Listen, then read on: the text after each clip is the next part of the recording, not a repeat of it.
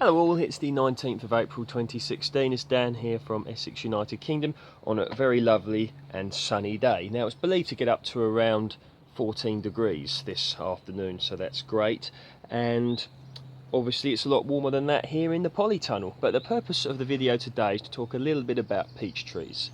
Okay, so you see here, my long-term viewers will be well acquainted with this tree. This is Variety Dixyred. So, peach Dixyred, dessert peach, very winter hardy, late flowering but early to fruit. You can read the rest yourself. Most important thing, protect from winter rainfall to control peach leaf curl. So that says it in itself. Now, peach leaf curl is a real problem. It really is a horrible disease, and more often than not will eventually lead to death of the tree. Particularly frustrating if you've paid a lot of money for your tree, and even more frustrating if the tree is established, produces lots of fruit, and suddenly it gets peach leaf curl and died. A friend of mine had a peach tree, and he said he had it growing away in his garden for about 10 to 15 years, and then suddenly one year it got peach leaf curl, and the following year after dormancy it never woke up and it just died. Very frustrating, considering he said every year it gave him around 400 peaches, so imagine that. But as you can see by looking at this one, no sign of peach leaf curl yet, no sign at all. Now I'm hoping I'm not tempting fate, but I've taken some steps to avoid the peach leaf curl. Now you've got several options.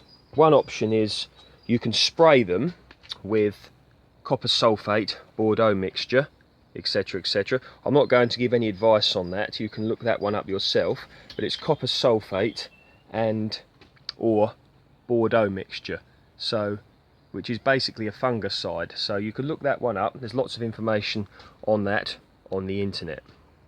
But a more nature-friendly option, if you want to call it that, is to do what I've done, and that is to grow your peach tree within a polytunnel or greenhouse, where of course it will not get wet in the winter, or the summer for that matter. But peach leaf curl becomes an issue when the temperature goes under 16 degrees in the winter months. I repeat, peach leaf curl becomes an issue when the temperature goes below 16 degrees C in the winter months, and then the tree gets wet. That's when the spores get into the tree and the leaf curl will become a problem. But of course, if your tree is within a polytunnel or greenhouse, unless the polytunnel or greenhouse is leaking, the tree should not be getting wet.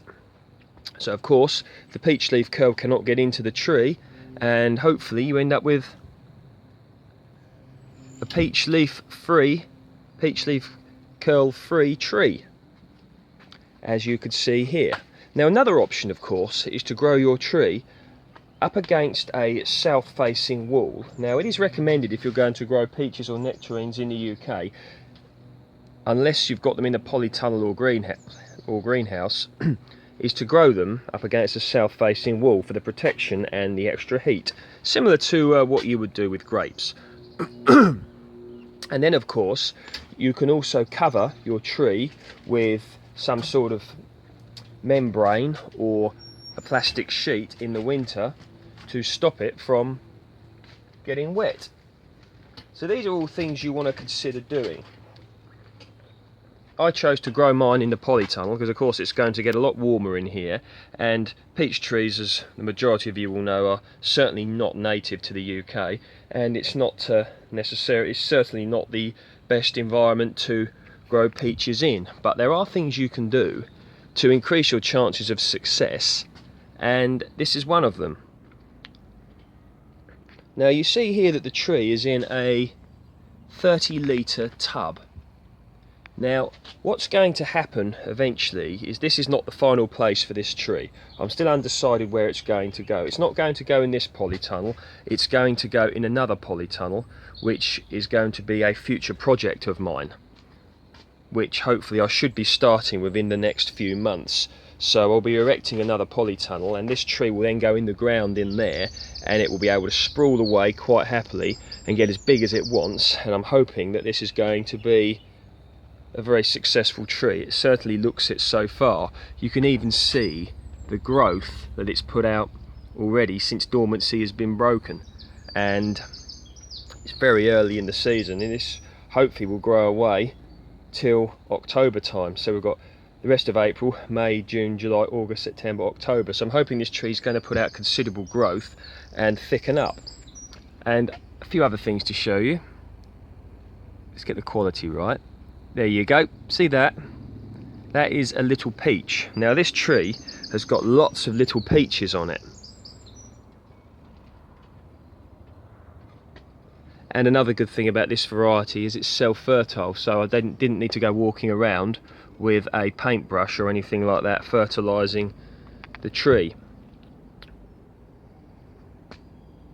And of course, you need to ensure that you water this regularly, because it's very hot and humid in a polytunnel in particular, and the fact that of course no rainfall will be getting in here.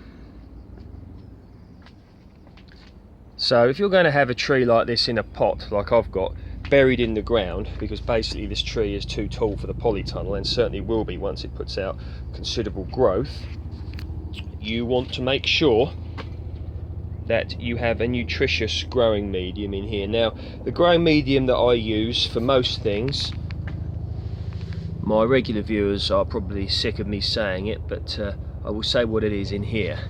I've got good quality organic compost, well rotted horse manure, fish blood and bone, calcified seaweed and coffee ground. Hear that helicopter? We were having a lovely tranquil time out here, weren't we? And it's been ruined by some loud helicopter outside. Never mind, we're near the end of the video now anyway. But look at that. So anyway, that's how so far I've managed to avoid peach leaf curl. And this tree cost around £30 I believe, and I do not want to lose it to peach leaf curl. Okay, any questions on this, please let me know. Happy peach growing everybody.